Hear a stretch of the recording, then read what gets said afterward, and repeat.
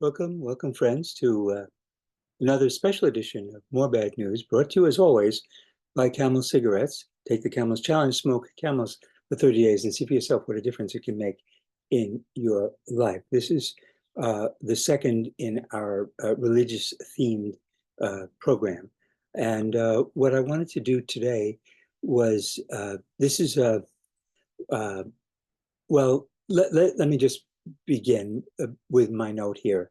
The following text originally appeared in the Midianite Times Dispatch of 2248, approximately 3,500 years ago. The document has been in my family for centuries.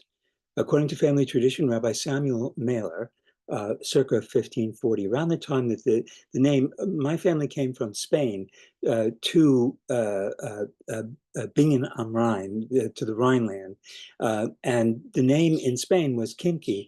And when they got to Germany, to Rhineland, they changed the name from Kimki to Mehler. Kimki is flour in Hebrew, and Mehler is flour in Middle German. So Samuel Mehler received this dusty manuscript from a mysterious wandering rabbi. There is, however, serious doubt about the authenticity of the document. I have to tell you, the old rabbi who claimed to have discovered the document asserted that it was a copy of an original parchment. However, the copy that we have is a typescript and cannot be very old. More importantly, however, certain anachronistic elements in the text lead us to believe that it is either a complete hoax or a seriously corrupted text. What makes it interesting, however, is the uncanny resemblance it bears to the Rashi commentary. Rashi was the great biblical exegete who lived from 1040 to 1105. This leads us to believe either that the forgers of the document studied Rashi, or that Rashi had a copy of the Midianite Times Dispatch. So, without further ado, I have this is the typescript from the original parchment of the Times Dispatch interview with Moses, having to do with the rebellion of Korah against Moses. And here we go, without further ado. Moses, according to our information, you have a full-scale insurrection on your hands. Can you tell us how you first responded to the news? Moses, I fell on my face. The report that we have is that you were extremely angry. I was extremely pained. This was the fourth rebellion I had to deal with. They rebelled at the golden calf and the murmurings and the spies, and now again, I felt like the lover of the king's son. The son sinned against the father, and I interceded. He rebelled a second time and a third time. In each case, I went before the king and begged for mercy on behalf of the rebellious son. Each time the king relented. When he offended the fourth time, my heart sank. How can I implore once more the master's mercy? Surely he will no longer accept my advocacy. Well, what do you see as the cause of the insurrection?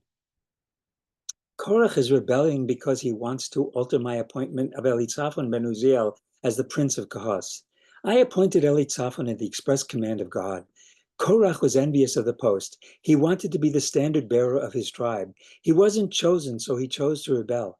Korah thinks he's rebelling against me. He's rebelling against God. I told him this, but he refuses to listen. The Times Dispatch then turned to Korah. How do you see the situation?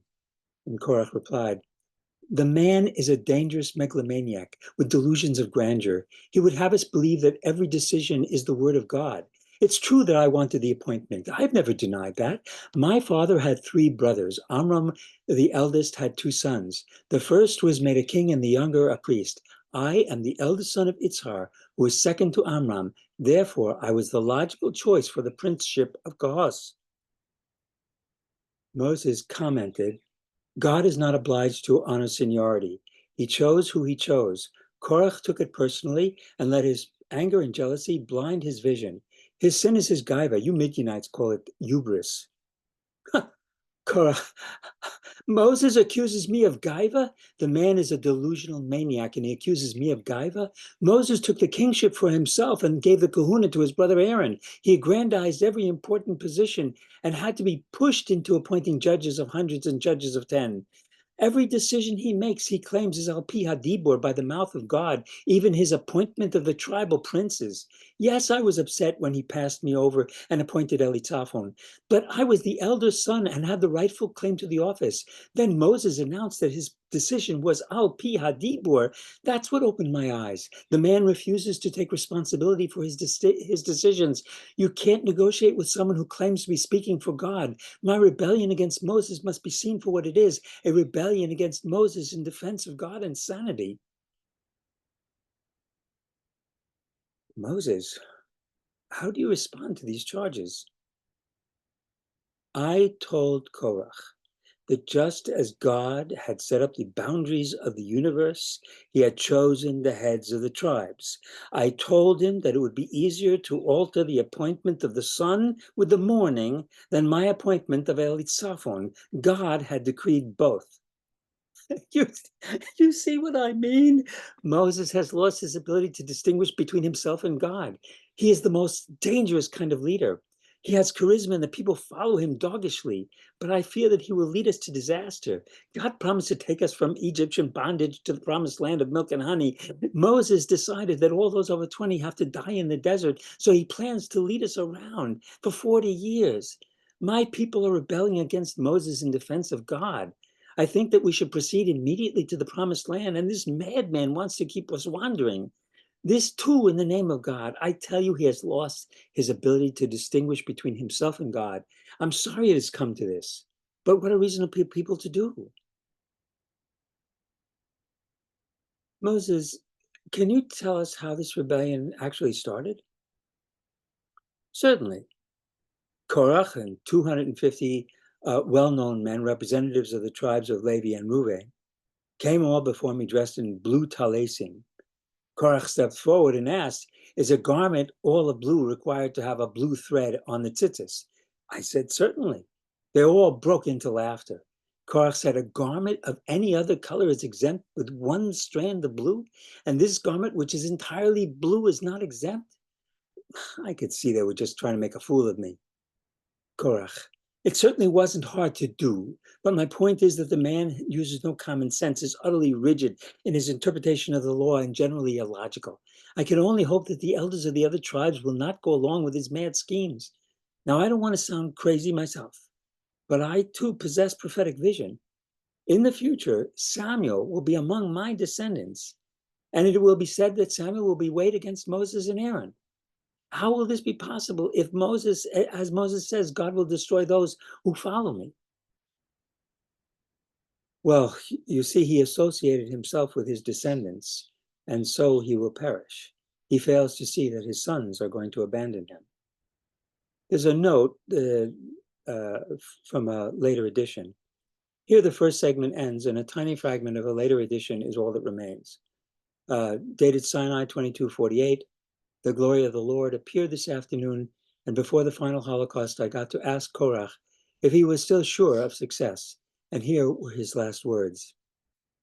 When you're face to face with the glory of the Lord, it's hard not to be self-conscious. We're all human after all. And who can really be sure of his own motivations? How can one know if he or she is righteous in the eyes of the Lord? So naturally, I'm afraid, but I trust in my sense of prophecy. If I'm wrong, I will lose my sons and thus my heritage in Samuel, which is prophecy. There's a final note here. Korach's sons repented at the last moment and refused to stand with their father against Moses and were saved. Who knows the mystery of prophecy? Perhaps this Samuel that Korach spoke of will be among his descendants. For us, the question to ponder is the nature of pride and sin. Korach sounded so reasonable, and yet he and those who followed him were swallowed up in a horrible holocaust. He may have even possessed the power of prophecy, and yet he led a rebellion against God.